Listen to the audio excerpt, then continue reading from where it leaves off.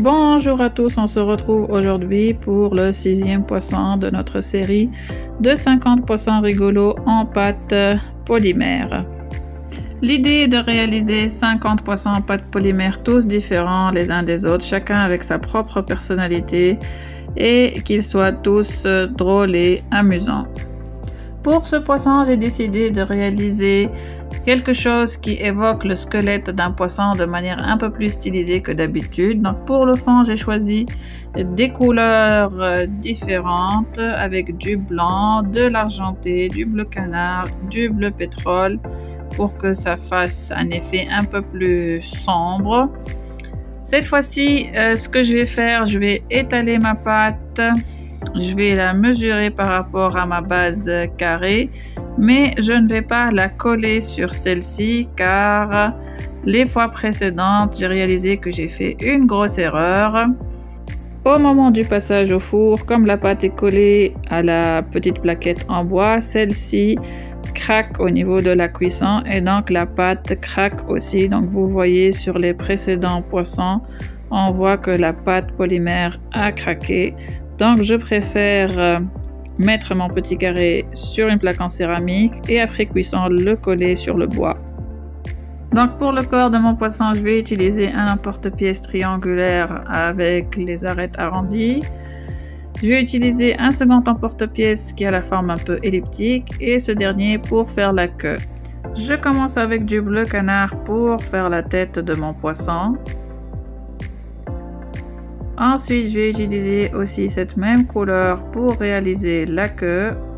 Pour décorer le reste du corps de mon poisson, je vais venir découper des petits cercles dans différentes couleurs. Donc j'ai pris du bleu canard, j'ai pris aussi du noir, puis j'ai pris aussi du bleu un peu plus clair.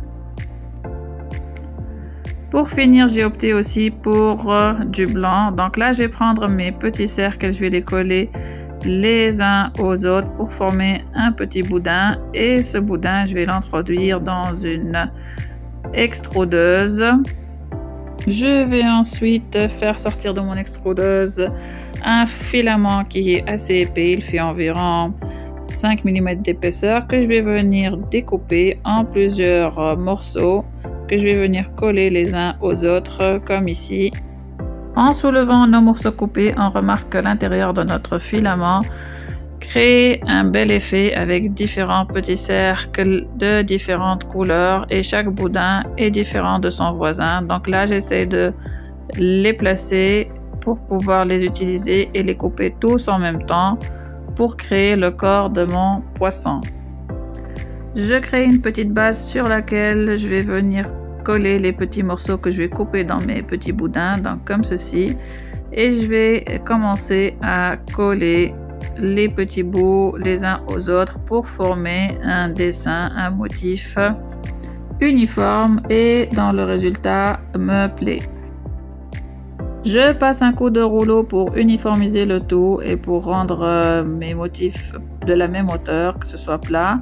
Et je vais venir découper le corps de mon poisson. Donc là, je vais couper 2 morceaux. Je reprends la tête de mon poisson. Je vais venir la placer délicatement sur ma base. Et à côté d'elle, je vais venir placer les 2 morceaux avec les motifs que je viens de découper pour essayer de créer le corps de celui-ci. Et je vais placer aussi la queue de mon poisson. Donc le dessin en lui-même me plaît, mais j'ai l'impression que quelque chose manque. Donc je décide qu'il y a assez d'espace pour rajouter une 3e bande pour le corps. Donc voilà. Donc là, je vais reprendre ma pâte et je vais venir couper un 3e morceau.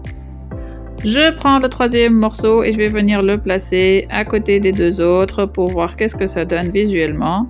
Donc là, j'essaie de créer un peu d'espace pour pouvoir placer tous les 3, donc comme ceci.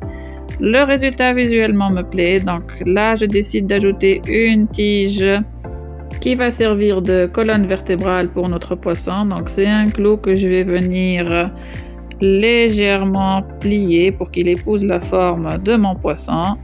Donc une fois que c'est bon, je coupe l'excédent au niveau de mon clou avec une pince comme ceci. Je vais venir soulever délicatement les différentes parties du corps de mon poisson pour pouvoir placer cette tige. Je garde quand même l'emplacement de la queue de mon poisson et je vais coller mon clou car cela va m'aider à savoir exactement où positionner les différentes parties du corps de mon poisson.